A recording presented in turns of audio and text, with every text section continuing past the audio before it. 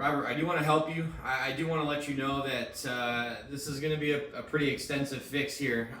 So I'm going to explain it first and then how we move forward a little bit. But the inconsistency, the tops, probably some direction misses both ways, left and right, maybe some chunks to go along with the tops as well, all stems back from how you move your pelvis in the downswing. So when we golf, we are bent forward, so we're at an inclined angle with our spine, and for the most part we don't really want to alter that angle at all because we're going to alter the length of this club.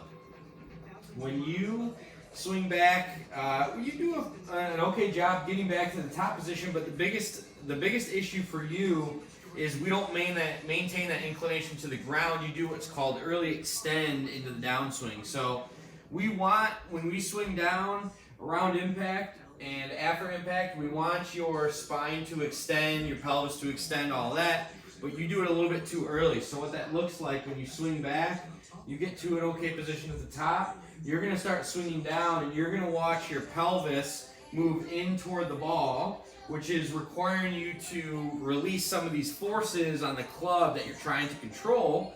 And that's why we're going to get the chunks, we're going to get the tops, you're going to pull your arms in. There's just a lot of things that happen as a result of your pelvis moving too much toward the ball, swinging down. So you're going to see, if you watch those videos, there's some sort of motion like this, and then you're going to have to fold your arms, release your wrist angles, all that. So what I need you to understand, swinging down, we need to maintain this inclination to the ground. So if I start like this, I do my backswing, which you maintain the inclination to the ground.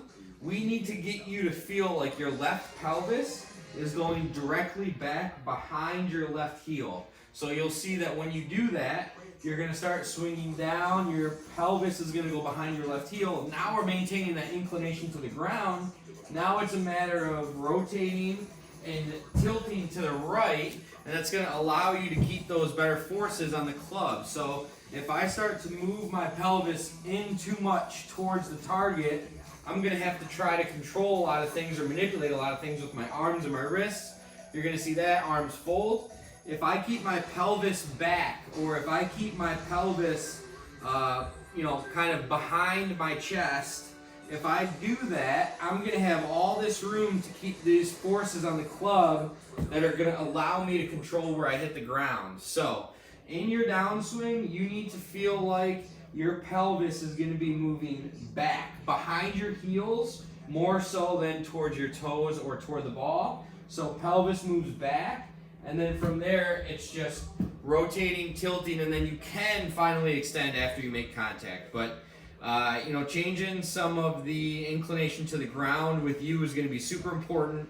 You just make it difficult for you to control a lot of the downswing based on moving your pelvis too much toward the ball. So getting your pelvis to start your backswing to feel like it's moving behind your heels, I think that'll help you. This is going to take a little while to change, especially on the golf course. So keep sending those videos, but it definitely needs to change, how you work your pelvis in the downswing.